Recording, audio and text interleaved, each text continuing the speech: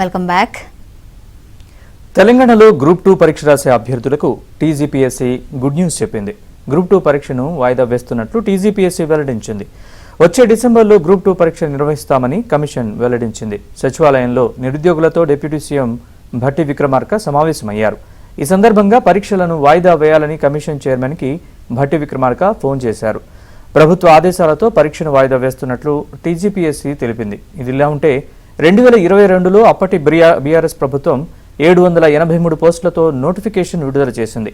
అయితే పలుమార్లు వాయిదాలు పడుతూ చివరకు ఆగస్టు 5న డిఎస్సీ పరీక్షలు నిర్వహించాలని ప్రభుత్వం నిర్ణయించింది. అయితే పరీక్షను వాయిదా వేయాలని నిరుద్యోగులు ప్రభుత్వాన్ని కోరారు. దీంతో ప్రభుత్వం నిరుద్యోగులతో చర్చలు జరిపి పరీక్షలు వాయిదా వేస్తున్నట్లు టీజీపీఎస్సీ స్పష్టం చేసింది. ఇక గ్రూప్ 2 పోస్టుల పెంపు అంశాన్ని ప్రభుత్వం పరిశీలిస్తున్నట్లు సమాచారం.